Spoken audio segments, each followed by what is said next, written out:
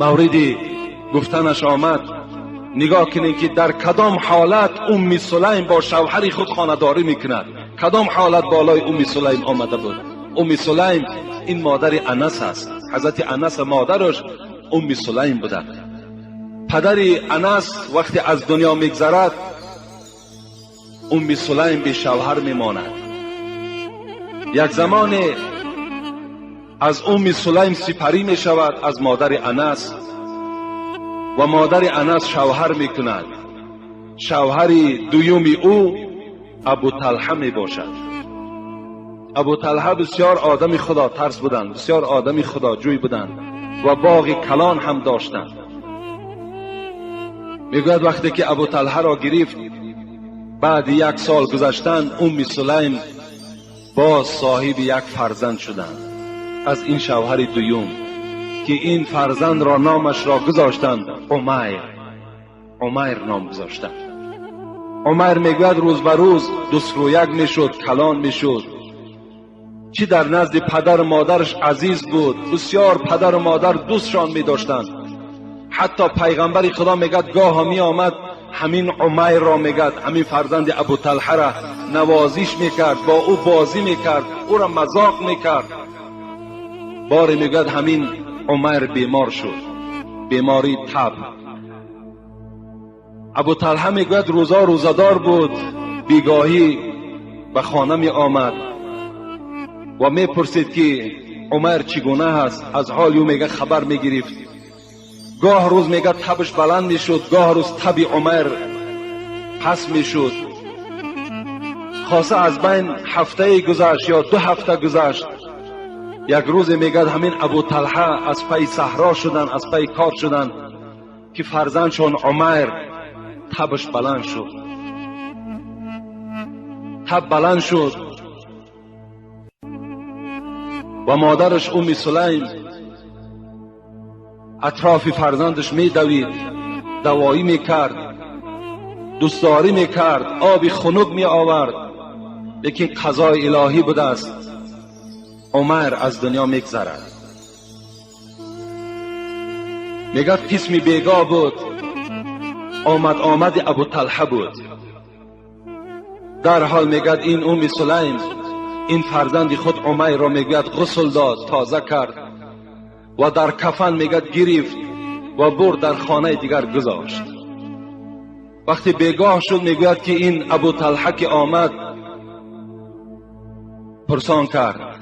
اولین سوالی که کرد حال عمیر چگونه است، فرزندمان چی خیل شد؟ ام سلیم چی جواب دادند؟ میدانستند که ابو طلحه روزدار است. گفتند امروز نظر به پیشینه کاملا خوب است و الحال ابو طلحه استراحت دارد، خوب می شود که از حال او دیگر خبر نگیری. ابو طلحه میگد با یک دلی پور چیکار کردند؟ رفته در خانه ای که دائم طعام میخوردن نشستند و ام سلیم میگوید طعام آوردم، روزه را کشادند. شب میگوید در پهلوی این ابو طلحه خواب کردم و حتی با ابو طلحه خانه‌داری کردم. کی میتواند؟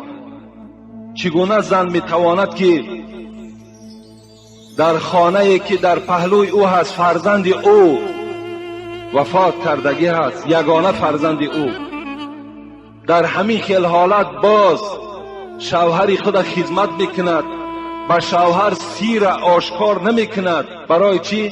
تا که ابو طلحه روزدار است. اگر من گویم که وی وفات کرده است این الک غمگین میشود، یعنی اشتهای او میگردد، طعام نمیخورد و ضعف و بی‌قوتی ابو طلحه را فرا میگیرد. گفته چی یک نیت های نیکی در مینه سر ام سلیم دور میگشت. همون شب خانه‌داری کردند. میگه قسمی سحر شد. زنهای اون زمان عادت داشتند که پیش از شوهر میخیزند و آب طهارت برای شوهر آماده میکردند. امروز کم است آن زنهایی که برای شوهر آب طهارت گیرند، کم است. شوهر میخیزد، خود میرود طهارت میکند تا حال زن خواب است. بعض زنهای دیگر حتی که اگر آمده جماعتی بامداد میخوانیم میریم تا حال بر زگا و خواب است، بیدار نیست.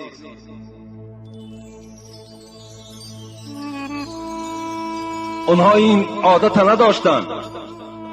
در حال میگد بیدار شدند، از پهلوی شوهر خیستند، به نیت آب طهارت خیستند، لیکن مادامی که مادر بودند دلشان طاقت نکردند. گفتند ابو طلحه گفتند اگر مبادایی که یگان کس یک ودیعت، یک امانت به ما و شما دهد، مثل خواه بیل است، خواه تیشه است، خواه لباس است، و یک مهلت برای او به ما و شما جدا کند، آیا او را گرداندن دادن لازم است یا نه؟ ابو طلحه گفتن البته امانت باید خیانت کردن در کار نیست. امانت چیزی هست که باید در حال به صاحبش گردانده شود. گفت ابو طلحه گو آگاه باش که امشب همون امانتی که فرزند ما و شما عمیر بود جان را به حق تسلیم کرده بود. من نخواستم که تو را آگاه کنم، زیرا تشویش بالای تو می شد. تو آدم روزدار بودی، تو آدمی مانده بودی، از این خاطر من وی را غسل دادم، کفن کردم، الحال برای تو خبر می دهم. ابو طلحه میگوید غضبناک شدند، از جای خود خیستند و دوان نزد استاد خود، معلم خود، سرور خود، راهبر خود حضرت محمد صلی الله علیه و سلم روانه شدند. آمدن نزد پیغمبر شکایت کردند پیغمبر خدا این حالت دیروز بیگاهی بالای فرزند من رخ داد، لیکن زن من این حالت را برای من بیان نکرد، این چی می شده باشد؟ پیغمبر خدا گفتند خوش به حالت ای ابو طلحه که چی زنی مسلمان را تو صاحب هستی. امشب این خانداری که شما کردین پیغمبر خدا به نور نبوت دانستند. گفتن از این نطفه شما، از این خانداری شما بی نهایت فرزند خوب به دنیا می آید.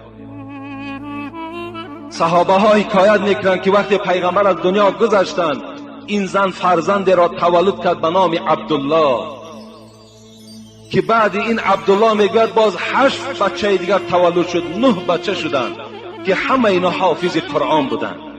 همه این به خاطر چی آمد؟ به خاطر احترام شوهر آمد، احترام سلیم از برای شوهرش آمد. این 9 تا حافظ قرآن، این حزل نیست، این شوخی نیست. خداوند با همون زن نصیب میگرداند که اگر احترام شوهر داشته باشد، با قدر شوهر میرسیدگی باشد.